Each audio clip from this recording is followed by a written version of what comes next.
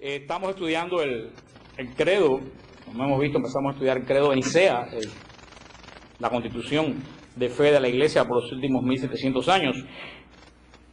Y estudiamos, creo que cosa es creer, estudiamos la primera atributo, la primera definición de la primera persona que nos da la Iglesia, que creemos en Dios, estudiamos qué cosa es Dios, el concepto de Dios, estudiamos la primera característica de la Iglesia de Dios, que nos dice que Dios tiene corazón de Padre.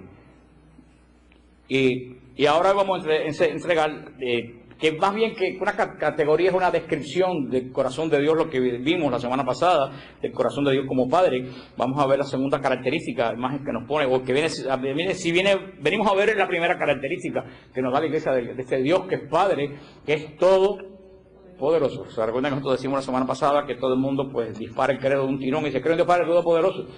O dice, creo en Dios Padre Todopoderoso. No es creo en Dios que es Padre Todopoderoso, creo en Dios que es Padre, Todopoderoso. Porque decimos Padre Todopoderoso y lo juntamos todo y pierde el sentido. Creemos en un Dios, como vimos la semana pasada, que tiene un corazón que es profundamente Padre.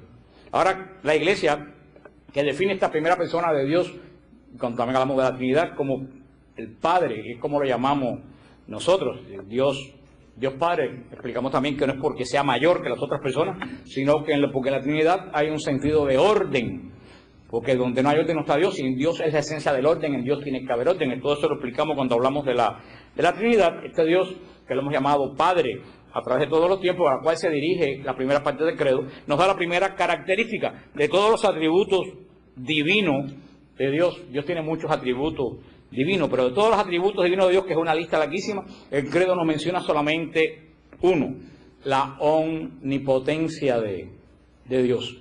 El credo confiesa que Dios en que nosotros creemos, ese Dios, en la primera persona de Dios, que es Dios Padre, nosotros profesamos todos los domingos el credo de Nicea, que es todopoderoso.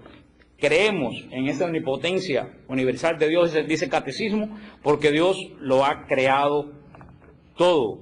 Ese poder de Dios, que es un poder de Dios amoroso, que no es un poder de Dios tiránico, que como dice el Salmo 115, todo lo que Él quiere, lo hace. Ese Dios que la Iglesia proclama como todopoderoso, ya desde el Génesis 49, 24, nos lo dice, lo llaman el poderoso de Jacob. Lo llaman desde el Génesis, el Dios poderoso de Jacob. Más adelante, en el profeta Isaías 1:24, nos va a dar la descripción también de Dios que tanto se le ha dado.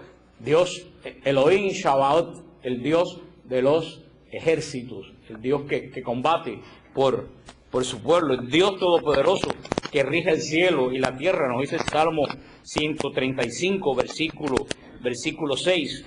El Dios para quien nada es totalmente imposible, el Señor del universo.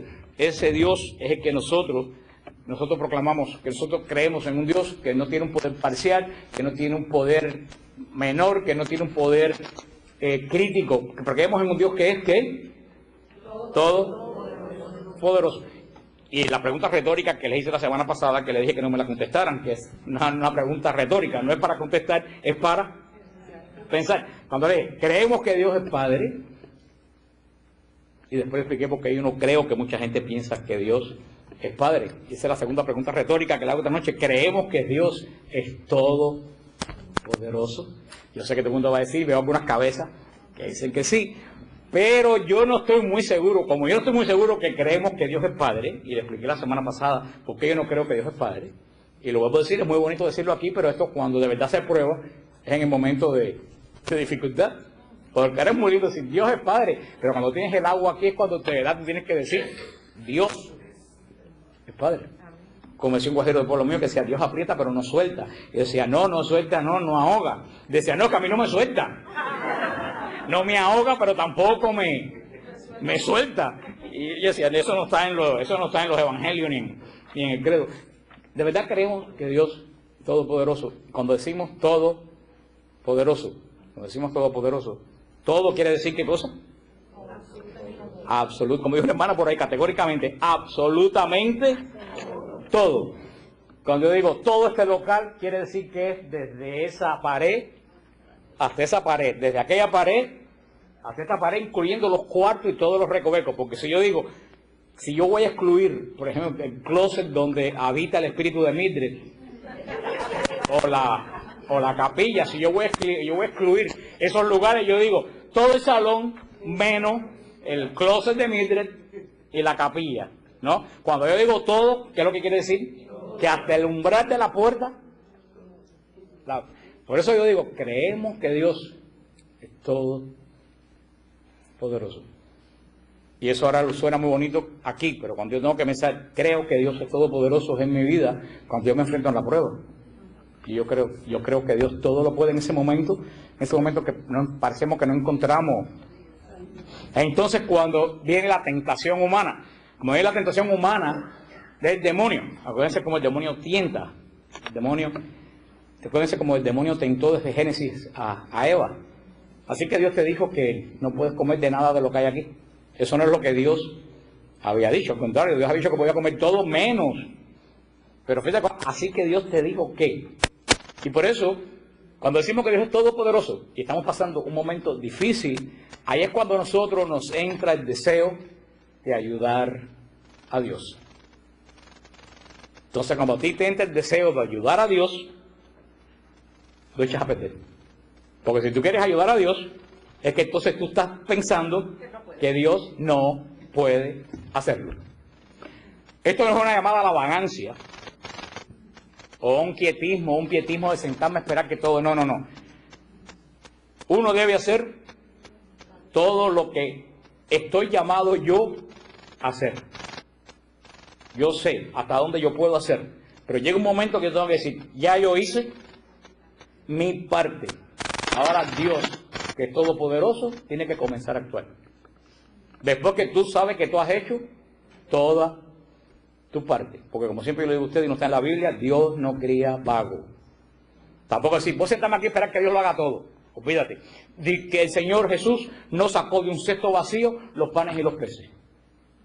Él primero dijo que ¿qué? Que pusieran panes y peces. Lo que tuvieran, ponlo. Que de ahí yo saco. Tú lo que tienes que hacer, hazlo. Pero no intentes pasar a ser la obra de Dios, porque ahí es cuando tú puedes pensar o puedes dar en la fe la percepción de que tú crees que Dios no es todopoderoso. Y no hablar de las personas que no están convertidas, eso ni hablar. Todos esos amuletos que la gente usa, esas bolas prietas que le ponen a los niños, los azabaches, a los niños no. Yo he visto cada viejo feo con un azabache que digo, ¿a quién le va a hacer mal de ojo? Al hipopótamo ese. Sí, porque si tú te pones un azabache que tú crees que tú estás tan hermoso de que alguien te va a hacer mal de ojo. Yo digo, si tienes fe pensar que alguien lo va a mirar con ojos de deseo. Pero, y Monseñor Román, cuando lleva a un niño a bendecir a la ermita, tantos niños que lleva, Monseñor, cuando tiene un azabache, le dice, no, yo te bendigo el niño, pero quítale el azabache y bota, porque yo no lo bendigo. ¿Por qué? Porque cuando tú le pones un azabache o lo que sea a un niño, tú estás diciendo, Dios no es todopoderoso.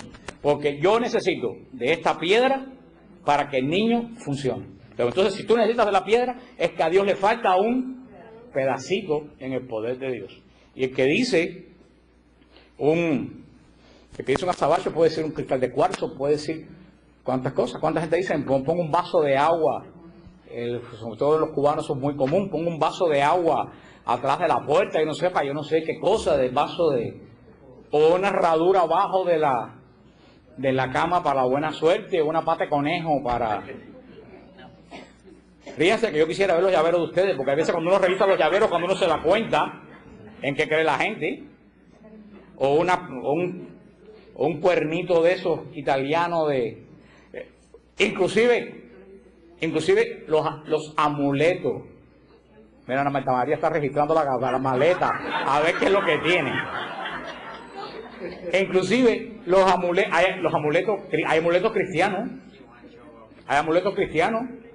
Si tú coges y le dices aquí, mira, te voy a dar esta estampita porque es muy milagrosa, eso es un amuleto cristiano. Porque entonces tú estás transfiriendo el poder de Dios a un papel. Tú puedes decir, haz esta oración, ora, encomiéndate a este santo por su intercesión, pero no es el papel lo que hace. O pensar que te pones el escapulario del Carmen y te vas para el cielo. Eso es un amuleto. El escapulario del Carmen, el escapulario verde y todos los escapularios es un signo externo de un compromiso interno que tú has hecho. De orar todos los días, de evitar las ocasiones de pecar. Y ese signo externo que tú llevas puesto habla del signo interno, pero no es el pedazo de tela lo que te protege, porque entonces eso sería un amuleto. Fíjate que todo el escapulario verde, el escapulario del Carmen, la cruz de San Benito, te hacen una imposición. Y tú te comprometes a un tipo de vida. Por eso tenemos también que evitar un poco también, inclusive la Biblia puede ser un amuleto, lo ponen en el carro para no chocar. Cuando nosotros proclamamos que Dios es todopoderoso, es que nosotros verdaderamente creemos que el Dios en quien yo creo tiene en sus manos todo el poder del universo. Eso es cuando yo creo que Dios es todopoderoso. Por eso siempre lo digo, inclusive a los hermanos que ya estamos caminando la fe, que uno tiene que tener mucho cuidado cuando uno quiere ayudar a Dios, porque inclusive tú, en buena intención, queriendo ayudar a Dios, tú quieres proclamar con lo que estás haciendo de que Dios no es todopoderoso. Uno de los casos típicos de la Sagrada Escritura, y todos ustedes lo saben, de una de las personas más catastróficas en toda la Escritura que quiso ayudar a Dios fue Sara. Sara, la esposa de Abraham, fue un desastre. No, Sara, tú no. Sara, la esposa de Abraham. ¿Por qué? Y Sara no era mala persona. Sara, la esposa del patriarca Abraham, el Señor se le aparece. Sara no podía tener hijos, todos saben la historia, una mujer mayor, no podía tener hijos, no tenían herederos. El Señor se le aparece a Abraham y le dice, cuando yo regrese el año que viene, tú vas a tener un hijo. Dice que Sara, que estaba oyendo detrás de una cortina como buena esposa, dice, no, como buena esposa, dice que Sara dice que se empezó a reír. Por eso Isaac quiere decir el que se ríe, porque es el hijo de la risa de Sara. Porque dice que Sara dijo, cuando Sara dijo, yo vieja, estéril de tantos años, ahora me aparece a decir aquí que yo voy a tener un hijo. Y se empezó a reír. O sea, entonces Sara dijo, ok, Dios nos da la promesa de un heredero. Yo no puedo tener hijos. ¿Cómo arreglamos el asunto este? Agar, ven para acá. Trajo a Agar, la esclava, le dijo a Abraham, acuéstate con Agar. Abraham no se hizo de rogar en absoluto. Y hay gente, cuidado, hay gente que dice, pero Abraham pecó. No, Abraham no pecó. Porque, no pecó. Porque cuando Abraham y los patriarcas se casan con varias esposas, no existía la ley del Sinaí. Y si no hay los 10 mandamientos, no hay pecado que violar. Hay que tener mucho. El pecado, por eso dice San Pablo que la ley engendra pecado, porque el concepto de pecado comienza cuando Dios establece la ley. Antes de la ley, ¿por qué se iba a regir? ¿Por qué patrón iban a regir los patriarcas? No tenían patrón para regirse. Por eso tengan cuidado con eso. Pero Adán y Nicole era muy común en esa época. Si la esposa no podía tener hijos, tener un hijo de una esclava y hacerlo heredero de... Era común en la época. Y eso fue lo que Sara se le ocurrió. Dios dio la promesa, vas a tener un hijo. Y dijo, bueno, aquí el asunto vamos a resolver. Nació Ismael. Y cuando Abraham se lo presentó al Señor le dijo, ese no es el hijo del cual yo te hablé. Nunca el hijo de una esclava hereda la paternidad que Dios da. No se refería a la condición de esclavitud de Agar. Acuérdense que la Biblia hay que leer en el sentido espiritual. Eso se refería a que nadie que es esclavo de algo que no sea Dios puede heredar las bendiciones de Dios. Que Dios solamente se da a aquel que es libre. Es lo que quiere decir. Y Dios le dijo, ese no es el hijo que yo te prometí. Y Sara sale en estado y da luz a Ismael. Todos conocemos la historia. Toda esta historia Isaac, y ya primero nace Ismael, después nace Isaac, pero Isaac es el hijo de la promesa. Ismael, que nace primero, no tiene la promesa de Dios porque ese no fue el que Dios. Y de todo ese enredo ha surgido todo este problema de árabes porque los árabes se llaman a ellos descendientes de Ismael, que yo no lo creo, pero bueno, ellos se creen que son descendientes de Ismael, los judíos, y nosotros nos decimos descendientes de Abraham, y todo este rollo espiritual que hay formado, y todo este enredo que hay formado en Irak, Irán, Siria, en todos esos lados, viene ¿por qué? Porque Sara quiso ayudar a Dios. Y yo siempre digo que todos en nuestra vida tenemos Génesis, tenemos Éxodo, tenemos Deuteronomio, tenemos hasta Apocalipsis. Porque la Biblia se repite en la vida de cada uno de nosotros, montones de veces. Y yo le digo, en algún momento nosotros hemos sido un poco como Sara. Yo quiero arreglar el asunto no a como Dios quiere, sino a mi forma. Y siempre que nosotros arreglamos las cosas a mi forma, las arreglamos mal. Terminan peor. Cuando tú dices a veces, si yo hubiera esperado que Dios, yo hacer mi parte, y hubiera esperado que Dios entrara con su poder a arreglar esto, las cosas hubieran salido diferentes. ¿Cuántas veces hemos sido nosotros igualitos que Sara? ¿Por qué? Porque decimos que creemos que Dios es todo poderoso, pero de verdad lo creemos. De verdad yo tengo la fe suficiente para en un momento de un atolladero increíble, que yo no veo arreglo por ningún lado, decir, yo delante del Señor, yo hice ya todo lo que yo podía hacer. De ahora en adelante yo voy a dejar que Dios actúe. ¿Tenemos fe, verdaderamente fe para hacer eso? ¿O queremos seguir haciendo, buscando por aquí, buscando por allá, dando vueltas por aquí, resolviendo aquello, resolviendo lo otro, a ver pues dónde resuelve este problema? Hermano, mientras más tú te metes en el campo de Dios, Dios comienza, mira, a echarse para atrás porque Dios es un caballero. Si tú interfieres en la obra de Dios, Dios se echa a un lado.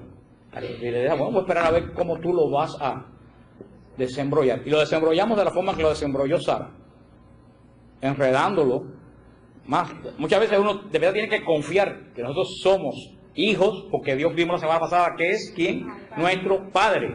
Y un Padre bueno, que más que corazón del Padre de Dios tiene corazón de madre, tiene entrañas de madre. Ese Dios que yo digo que es mi Padre, y que hablamos la semana pasada de la experiencia de la paternidad de Dios, hacer en nuestra vida la experiencia de la paternidad de Dios, que hasta que yo no lo siento en mi vida, la paternidad de Dios, yo no puedo responder como hijo de Dios. Cuando de verdad tú sabes que Dios es tu Padre, la segunda conciencia que tú tienes que tener es que ese Dios que es Padre tuyo es todo poderoso, lo puede absolutamente todo. Entonces cuando llega la prueba a mi vida, tú tienes que trabajar lo tuyo y decir, bueno, hasta aquí llegó todo lo que yo puedo hacer. De aquí para allá comienza ¿qué cosa? El poder de Dios. Y hacer así, después que tú hiciste, que quiero recalcarlo, después que tú hiciste que todo lo que tú, hay gente que me ha preguntado, ¿cómo yo sé hasta dónde yo puedo llegar? ¿Cómo? Ay, hermano, eso te lo dice un don del Espíritu Santo que se llama el don de discernimiento. Yo el primer don, hay gente que pide el don de sanación, don de lengua. Yo el primer don que yo pediría al Señor es el don de discernimiento. Un cristiano sin discernimiento es un barco sin timón y sin brújula. No sabe a dónde va. Cuando tú tienes el don del Espíritu Santo, por eso que tantos católicos a la deriva. Cuando tú tienes el don de discernimiento, hay una alarma que te dice, ¡prac! Ya, para. Entonces, ¿qué tienes que hacer? Arrodillarte. Eso se llama oblación. Te arrodillas y dices, Señor, yo hice mi parte, aquí te la presento, ahora actúa tú. Y no hacer nada más. Eso se llama oblación, que no es resignación. La resignación no es un don cristiano. Hay gente que dice, ay, fulana se resignó porque es tan cristiana. No, la resignación no es cristiano. La resignación es una disciplina pagana de los estoicos. ¿Por qué? Porque el que se resigna, ¿por qué se resigna? Porque no tiene más remedio. Entonces te resignas con una cara de caballo impresionante. Te dicen, ¿cómo está? Aquí, estoy resignado. Como diciendo, ¿qué otra cosa puedo hacer yo si lo que me ha caído arriba es un desastre? Mira lo que me ha caído arriba a mí. O le decimos a la la viuda que se le murió el esposo. Ay, hermana, tienes que resignarte. Claro, cuando es el marido tuyo.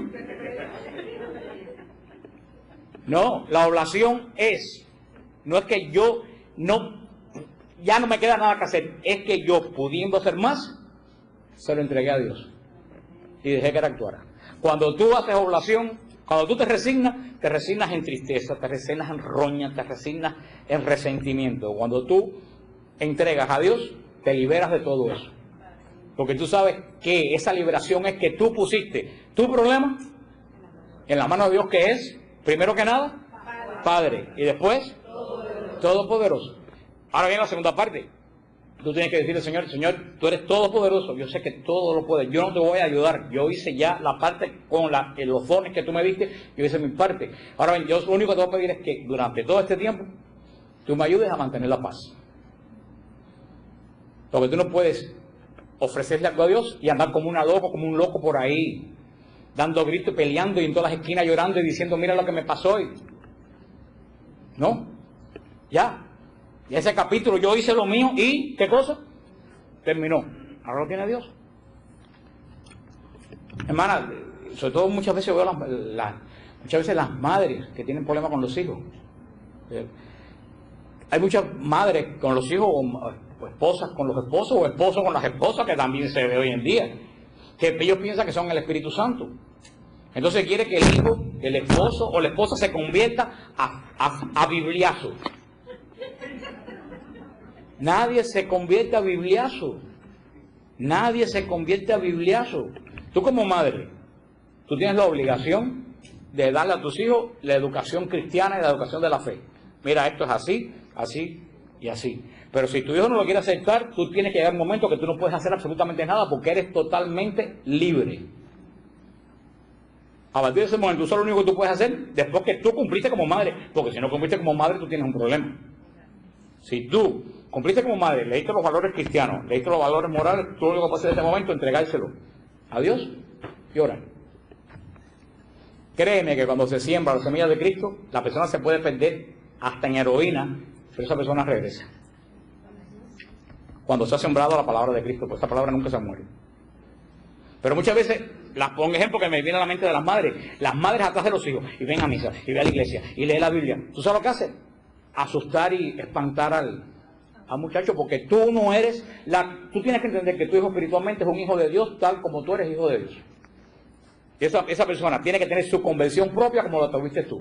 En el momento que tú quieres, no en el momento que Dios lo quiere. Igual pasa con el esposo, igual pasa con la esposa.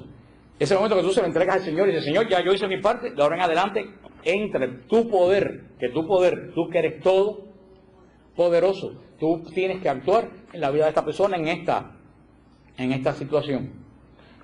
Pero es lo que digo, en ese momento de fe es el momento que yo tengo que saber lo que yo proclamo los domingos en misa, que proclamo que Dios, primero que nada, no es malo porque tiene corazón de Padre, y segundo, que todo poderoso. Ahora viene la segunda pregunta, y si no se da lo que tú estás pidiendo. Dios no se equivoca, nosotros nos equivocamos. Dice San Pablo que muchas veces o no sabemos pedir, o lo que pedimos no nos conviene. Pero a mí me conviene. Eso es lo que tú piensas. Pero Dios, que ve más allá, sabe que eso. Un ejemplo, un niño chiquito quiere una tijera para cortar una figurita. Un niño de 3 años. Y la madre, por supuesto, le dice que no. Y al chiquillo le da una perreta y se tiene en el piso a patalear y a dar gritos. ¿Por qué? Porque él piensa que para él, ¿qué cosa es la diversión? Tijera. Y para él las tijeras son buenas, porque va a cortar y porque se va a divertir. En su mentalidad limitada, él piensa que eso es bueno, pero la madre, que sabe más que sabe, que esa tijera le puede a la larga hacer un daño, le puede sacar un ojo, como una amiga mía que se saca un ojo con una tijera, se puede cortar. Entonces el niño dice, mi mamá es mala, porque no me da la tijera con la cual yo me voy a divertir. La mamá es mala, la mamá es sabia, y le está evitando al hijo un peligro. Muchas veces nosotros actuamos ante Dios como niños. ¿Por qué Dios no me da esto si yo sé que es bueno? Tú piensas que es bueno. Ahora Dios, que sabe más que tú, sabe que es lo que tú estás pidiendo, No es bueno. Pero tienes que decir, Señor, dame la paz interior y discernimiento para entender lo que tú quieres de mí. Porque yo sé que tú tienes corazón de Padre y eres todo poderoso. Y perseverar en la oración. Porque hay veces que cuando uno pide algo, las cosas se demoran en darse, no porque el Señor no quiere, sino porque no es el momento preciso. Que muchas veces hay que perseverar en la oración. Pero nosotros tenemos que tener esta idea que Dios es todo poderoso. Dios todo lo puede. Dios solamente, el Señor, eso lo he dicho algunas veces, así que no me conteste porque yo sé que ustedes lo saben ya. Hay una sola cosa que hace a Dios impotente, que le quita a Dios todo poder. Lo que a Dios le quita todo poder y lo deja impotente es la humildad. Cuando tú eres humilde, tú dejas a Dios totalmente impotente, porque Dios detesta el corazón soberbio, el corazón que piensa que se lo sabe. Un ejemplo clásico, y tiene muchas interpretaciones, pero esta es una de ellas, tiene otras explicaciones más históricas y teológicas que no entran. La cananea, en Tiro, cuando llega y le dice a Cristo, mi hija está enferma, y Cristo le dice, yo vine a los hijos de Israel, no para los perros. Ay, hermano, si aquí viene alguien y me dice, Fran, yo quiero que tú ores por mí, y yo le digo eso, mañana salgo en la Mogolla, en la Comay de Puerto Rico, en el show de Laura, llaman a Radio Paz, llaman al padre Carrillo, se hacen testigos de Jehová, dicen que yo soy un grosero, que yo soy un puerco, no vienen más aquí. Cristo lo dijo. Esa mujer podía haber dicho, pero ¿qué se cree el judío soberbio este? Todos los judíos son iguales, una raza que se creen superiores a todo el mundo, que se trague los milagros que dice. ¿Y qué dijo la mujer? Hasta los perritos comen. ¿Y qué dijo Jesús?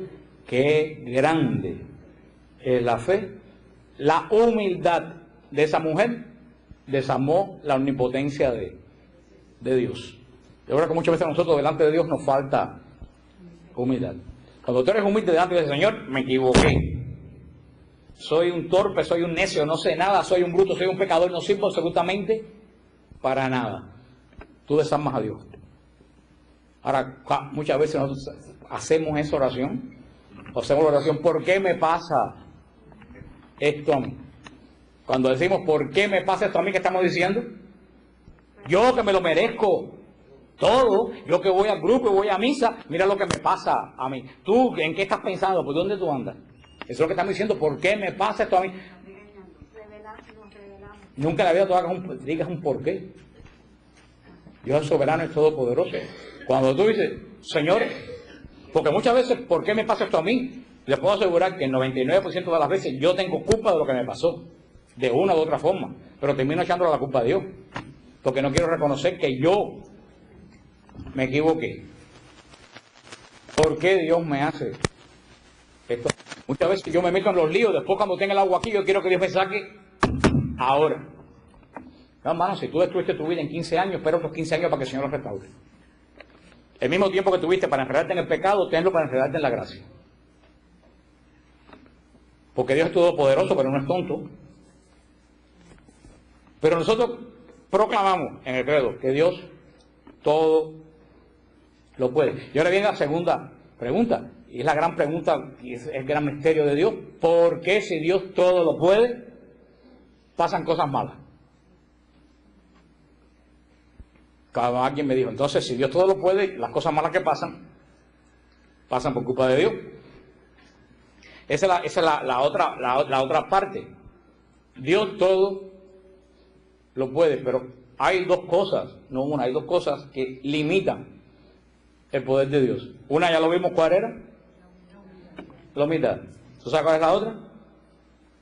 ¿No saben cuál es la otra? La libertad, como dijo Marta María. Dios crea seres libres. ¿Por qué Dios crea seres libres? Dios crea seres libres porque Él es intrínsecamente libre. Dios no puede crear nada esclavo porque en Él no hay, en Dios no hay el concepto más mínimo de lo que es atadura o esclavitud. Por eso Dios todo lo que crea es libre, porque como le dije, nadie da lo que no tiene. Si yo le pido a usted ahora $100,000 ahora, lo más seguro que por mucho que me quieran no me lo van a dar, porque estoy seguro que todos somos unos muertos de hambre y entre todos los que están aquí no llegan ni a 20,000. Sí. Hay algunos que puede ser que lo puedan, pero yo lo que quiero darle el concepto que si tú no tienes algo, por mucho que tú quieras, tú no puedes darlo. Dios no puede hacer esclavo porque en Él no hay absolutamente nada de esclavo. Él no entiende lo que es ser esclavo. Luego, entonces, al ser Él perfectamente libre, Él solamente puede crear seres libres. Por eso crea a los ángeles. Y usando esa libertad, los ángeles escogieron una parte de los ángeles y escogieron mal.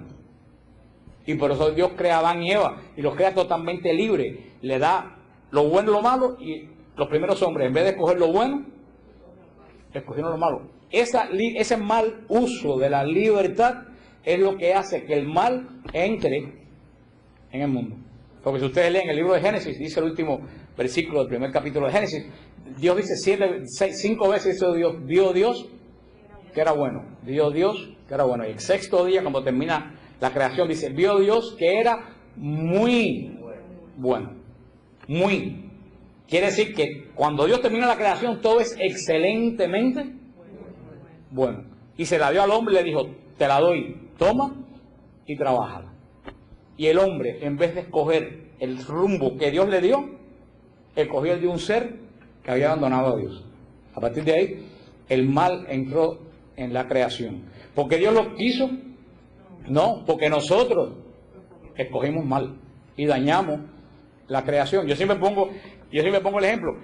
Un negocio grande de Miami, yo no sé, los lotes esos de Anthony Abraham Chevrolet que están o que estaban ahí en el Leyun y la 8, 4 lotes gigantescos que hay de carro ahí, que era de este señor Anthony Abraham, el libanés un negocio de años ahí floreciente.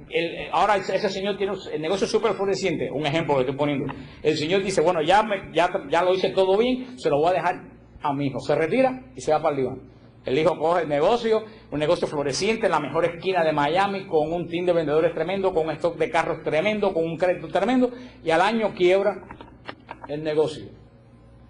Un negocio que era perfecto. ¿De quién es culpa? Del hijo. Del hijo. Un ejemplo que estoy poniendo puede ser cualquiera. No conozco a ese señor, estoy poniendo un ejemplo como puedo coger la Coca-Cola, cualquiera. ¿Por qué quiebra? ¿Por el señor que creó el negocio? No, por el hijo que hizo mal uso de algo que el padre le entregó como perfectamente bueno. Y el hijo no lo supo administrar. Así pasó con la creación. La creación perfectamente buena se nos fue entregada y nosotros no la hemos sabido administrar. Y el mal entró en el mundo. Dios ha puesto remedio, por supuesto ha puesto remedio. Mandó a Jesucristo y Jesús murió en la cruz. Jesús asumió el mal y derrotó el mal. Pero tú derrotas el mal cuando tú te unes a la batalla de Jesús. Pero ¿cuántas veces cogemos la vida nosotros en vez de unirnos a la batalla de Jesús, unirnos a los que hacen el mal? Porque como le dije que cada uno tiene un Abraham y un Éxodo y una Sara en la vida, uno también tiene un jardín del Edén. Hay momentos en tu vida que te dicen, mira, esto es lo malo y esto es lo bueno. Y tú muchas veces coges el mal. Hermano, si cogiste el mal, tienes que atenerte a las consecuencias del mal. Dios lo puede remediar, pero Dios lo remedia en su momento y a su forma, no en el momento que quieres tú. O sea que el mal existe en el mundo, no por Dios, como dice Cristo a Jerusalén, ¿qué más pude hacer por ti que no hice? El mal existe en el mundo. Al contrario, el mal que nosotros hemos creado en el mundo y que existe, Dios lo usa para sacar cosas buenas de ese mal. Entonces dice Romanos 8:28 que todo sucede para bien de aquellos que aman a Dios. Porque si el mal es en el mundo y tú lo sabes utilizar ese mal cristianamente, hasta el mal peor puede suceder para un bien tuyo. Dios puede sacar un bien del mal más terrible. Hace unos tiempos vino por aquí una muchacha muy joven que el esposo se había muerto de un infarto, recién casado prácticamente. ¿Qué mal peor que ese? nuestra muchacha desconsolada, dice, mira, tú no conocías a Dios, el Señor puede utilizar este mal que te ha sucedido para que tú encuentres la fe en Jesucristo. Y tú tienes dos opciones en este momento. Tú tienes la opción de maldecir a Dios y hacer tu vida una miseria y terminar en el infierno. Tú tienes la opción de bendecir a Dios, hacer tu vida santa y encontrarte con Él. ¿Qué tú escoges? Porque hasta una cosa tan horrible Dios puede sacar algo bueno. Cuando tú piensas que Dios es todopoderoso y que toda la obra de Dios actúa y obra para tu bien. Ese muchas veces el misterio del mal en el mundo. Un mal que lo asumió Jesús. Porque si miramos para todos los altares, ¿qué es lo que vemos en todos los altares? La cruz. Jesús asumió el mal que nosotros hicimos. Si Jesús lo asumió, hermano, nadie está exento del mal en el mundo. Porque vivimos en un mundo que todavía ha sido totalmente comprado para Dios. El mal todavía no ha sido vencido, pero no ha sido totalmente destruido. Ahora depende en qué lugar de esa batalla del mal contra el bien tú te sitúes. Y esa es la parte que gente andan buscando poderes en alguien que te ofrece muchas cosas, pero a la larga no es el todo poderoso. Porque están las soluciones de Dios. Como dice la palabra de Dios, Dios cuando construye firme y para siempre. Ahora muchas veces yo no tengo paciencia para esperar que Dios construya en mi vida firme y para siempre. Yo quiero las cosas como ya. Entonces, ¿tú sabes quién te da las soluciones ya? El demonio. El demonio te da las soluciones ya. Ah, tú tienes problemas, ven para acá, te pasas esta gallina por arriba con un huevo, lo tiras allí y ya se te fue el problema. Y puede ser que funcione, porque el mal tiene poder, y puede ser que funcione. Cuidado, que puede ser que funcione. Pero esa solución rápida, a la larga, es maldición para ti y para tu familia. Porque el demonio, así como Dios solamente da vida, el demonio solamente puede dar muerte. Y te soluciona el problema en el momento, ¿para qué? Para traerte, pero cuando te tiene atrapado, solamente te puede dar muerte y angustia a tu vida. ¿Todo por qué? Porque tú quisiste buscar una solución rápida. Dios no construye rápido, porque lo que Él construye es para siempre. Y ese es el concepto que tenemos que tener en esta noche de hoy. Que yo creo en un Dios que es todopoderoso. Pero que yo tengo que tener paciencia en mi vida para esperar que Dios actúe en ella. Y yo tengo también que saber que muchas veces, las cosas malas obran para bien. Porque como decía, siempre que se me olvida una predicación, con esto terminamos una predicación del padre Villaronga. Yo se lo he dicho muchas veces, que el padre Villaronga una vez predicaba en un sermón del Viernes Santo, decía que se imaginaran la gente el mármol que cogió Miguel Ángel para hacer la piedad, que era un pedazo de piedra, ¿no? Dice que lo primero que Miguel Ángel cuando vio el mármol, nosotros no lo vemos, pero el artista cuando vio el mármol, vio dentro del mármol la piedad. Porque si él no ve dentro del mármol la piedad, él no escoge ese pedazo de piedra. ¿Qué cosa era a la vista de nosotros? Un pedazo de piedra. ¿Qué cosa era para él? La piedad. Él dijo, eso encaja en la obra que yo tengo en mente. ¿Dónde estaba la obra? En la mente. Escogió bloque de mármol. ¿Qué fue lo primero? ¿Cómo empezó? A martillazo. Ahora decía él, imagínense que el mármol tuviera sensibilidad, ¿no? Y le empezó a dar los mandarriazos. Y el mármol que empezó a decir, ay, no, que me duele, no me ve. Y a gritar y a llorar. ¿Pero por qué le estaba castigando? ¿Qué estaba haciendo? Una obra que él tenía en mente. Pero hacer esa obra dolía. ¿Qué quería el mármol? Que no le dieran martillazo. Porque él no veía lo que Dios quería hacer. Entonces decía padre Villaronga, bueno, imagínate que Miguel Ángel al oír los gritos del mármol dijo, bueno, que no le voy a dar más martillazos. Decía padre Villaronga, ¿qué fuera ese pedazo de mármol hoy? Una piedra A lo mejor estuviera en la base de un edificio o estuviera llena de tierra y de todo de chivos parado encima de la piedra, porque no se dejó moldear por el que tenía una inteligencia superior. Sin embargo, es más ese que él se dejó moldear por los martillazos de migraje, que es lo que salió. Una obra maestra que todos los siglos se quedan. Tú vas a Roma y son miles de gente el día entero admirado, mirando. Pero ¿qué costó? Lo que él decía, ¿qué costó hacer esa obra de arte? Golpe. Y dolor. Dice, muchas veces Dios ha sido actúa en nuestra vida. Dios te mire, Dios tiene un proyecto para ti en la vida. Como Miguel Ángel miró el mármol. Muchas veces las cosas que Dios quiere quitar, como las piedras que sobraban, que Dios quiere quitar de tu vida, duelen que la quiten. Tú tienes dos opciones. Decir, no me des más, y terminar en un basurero. O dejarte amoldar por Dios y terminar en una obra maestra. Ahora, eso lo uso muy bonito aquí. El problema es en la vida de uno tenemos que confiar. O sea, para poder actuar todo eso en nuestra vida tenemos que confiar en dos cosas. Que Dios tiene corazón de Padre y que es todopoderoso. Saber que yo no me la sé toda. Que yo no me merezco todo. No, si no me hacemos cosas, pero no me lo merezco todo.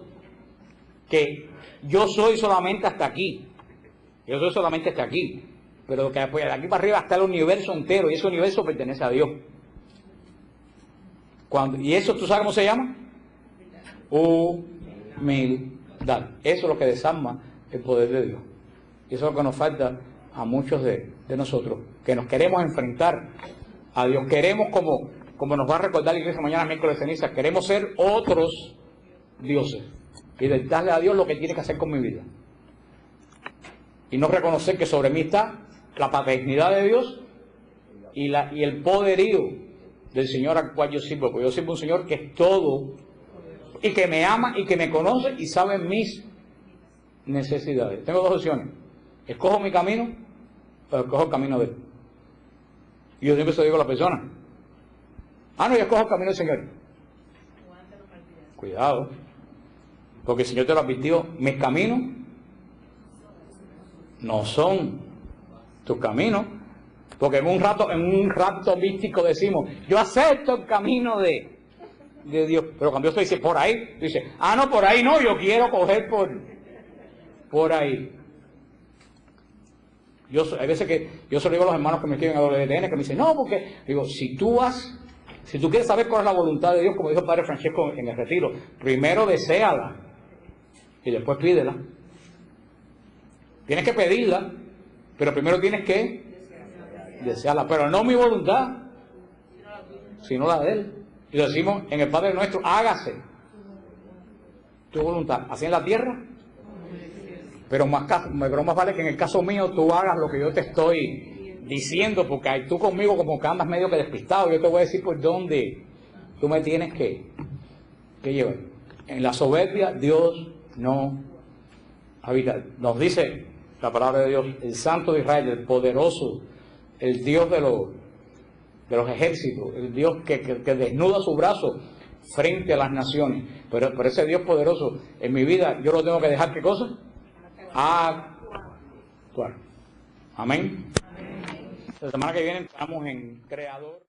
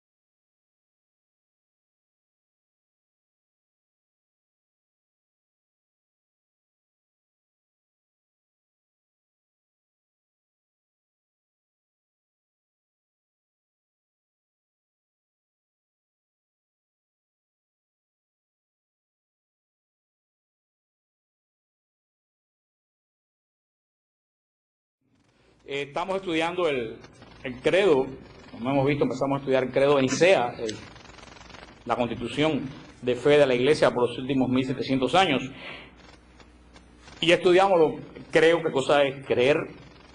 Estudiamos la primera atributo, la primera definición de la primera persona que nos da la Iglesia, que creemos en Dios.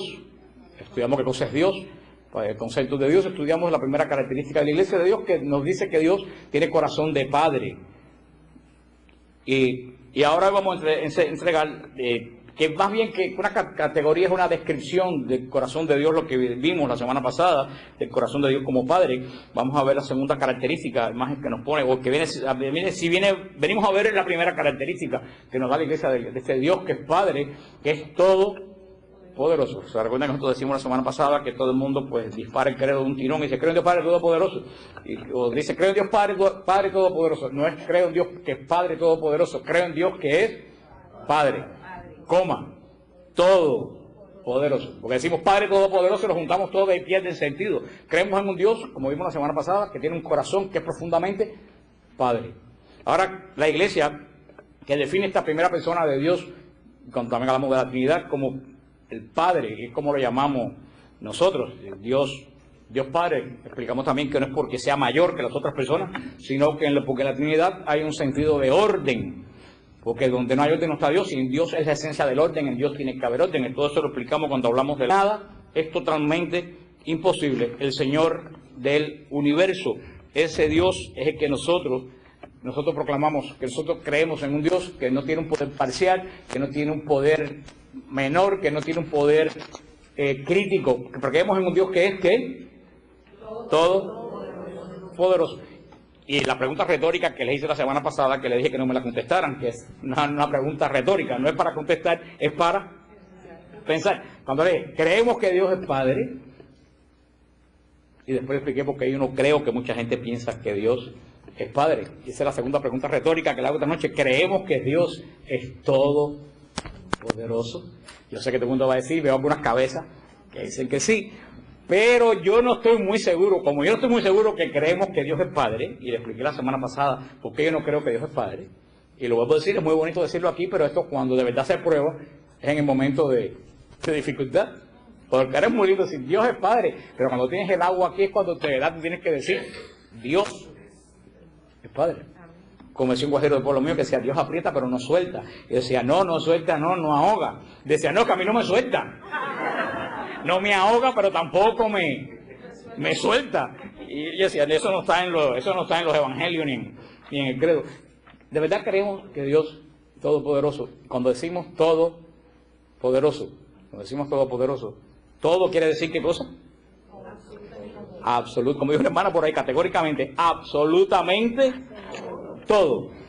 Cuando de la Trinidad, este Dios que lo hemos llamado Padre a través de todos los tiempos, a la cual se dirige la primera parte del credo, nos da la primera característica de todos los atributos divinos de Dios. Dios tiene muchos atributos divinos, pero de todos los atributos divinos de Dios, que es una lista larguísima, el credo nos menciona solamente uno: la omnipotencia de Dios.